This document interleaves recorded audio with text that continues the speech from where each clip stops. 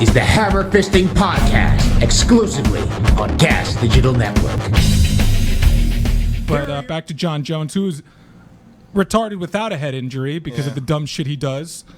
I got to tell this story about Jon Jones just to show you kind of how, from the beginning, this guy, the enormity of being a professional athlete, it coming out of left field, because Jon Jones was bouncing outside dive bars in Endicott, and we spoke about this on a past show. He pretty much won the professional lottery finding mixed martial arts because both of his brothers were NFL players, and Jon Jones was kind of like, didn't know what the fuck he wanted to do with his life, and then he found MMA, and that was his saving grace. But this story, it takes place at this bar called 48 Lounge. It is in the same building. It was when I worked at Sirius XM, in the same building that Sirius is. A buddy of mine, this guy John Beer, who does PR for a bunch of different companies. One of the companies was Tokyo 5. He threw a party in conjunction with UFC Magazine, and it was right before UFC 111. And I got to give that fucker credit. And anyone who's heard this story, go fuck yourself with a fidget spinner on your dick. And there's my my fucking UFC autism. That was Mir Carwin, right? Mm-hmm. That's so weird how I remember that. I remember shit like that too. Yeah, it's weird. It is creepy. Yeah. I can't remember how to put on my shoes. There's nothing else, but you put a significant fight and a number. I'm like, oh yeah, for sure. Yeah, I'm good with that. I'm also good with, like, if I see a movie on TV, remembering the year it came out. I'm really good with that. That's a big one, yeah. You know, I'll be like 94, and then I'll hit the info button on the remote. Test yourself, yeah. Yeah, and then I do I'll with be Jim like, Carrey movies a lot. I'm like, and if I'm off, I'll be off by like a year. It'll come out in yeah. like 93. But at this party, I mean, got to give John Beer credit. He had everyone there. He had Dana White, Chuck Liddell, the Diaz brothers, and that's back when Nick Diaz was in Strikeforce. I remember I was within earshot of Dana and Nick, and that's when they started talking, because they weren't talking for a little bit. Yep. And Dana was like trying to get Nick to come back to the UFC. It was one of those surreal moments where you're like, you're kind of in the middle of the industry, what am I doing here? Like, holy shit, yeah. And Clay Guida, I mean, any fighter you can think of was there.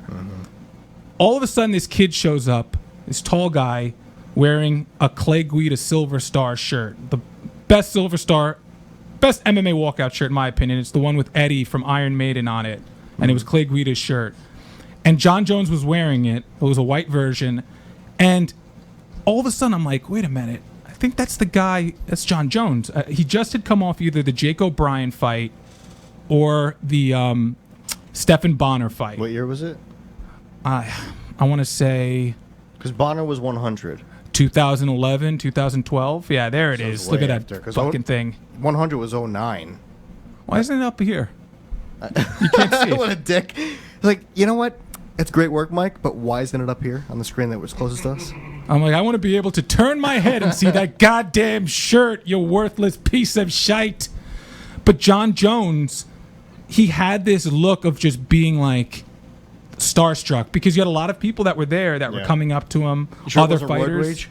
No, it wasn't Road Rage. He was chilling. If anything, he was. It would have been better if I said it right. That was and if you said it right, you're like Road Rage. We both fucked it up. Yeah, Roid Rage. No, if anything, that was when he was on one of his ecstasy-filled dick pill, gonna find some little trash bag, take it back to the hotel, and lay down some pipe nights.